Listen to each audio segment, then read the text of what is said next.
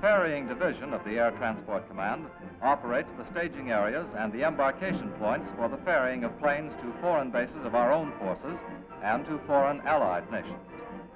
Starting from embarkation points within the United States and Nova Scotia, the established routes wing northward to our forces in Alaska, south across the Pacific to Australia, eastward by way of the Icelandic route to England, and via the South American continent to the Middle East and India. Alternate routes are used depending upon weather conditions and types of planes ferried.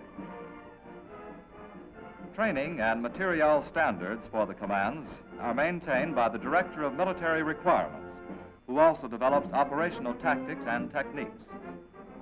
On the same staff level is the Director of Technical Services, which include photography, communications, and weather. Accurate weather reports are essential to operations. Weather stations on every continent have been integrated by the Army into a global network. Weather reporting from these stations on both hemispheres reaches the United States and is digested in Washington.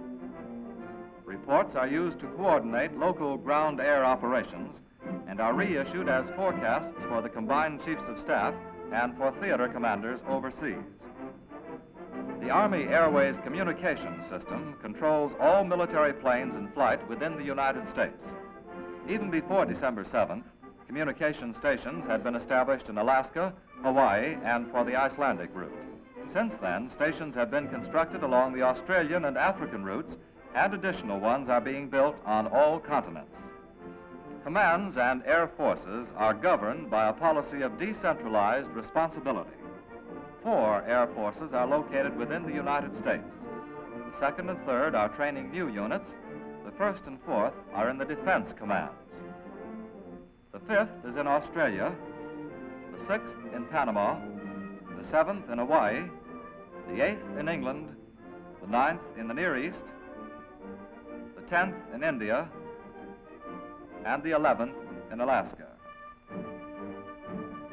Overseas expansion depends on the execution of the Army Air Forces program. At present, 950,000 officers and men comprise the Army Air Forces.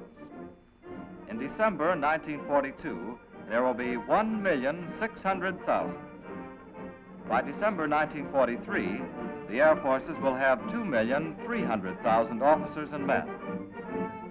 Upward revision of the program will take place as necessary for the destruction of the enemy.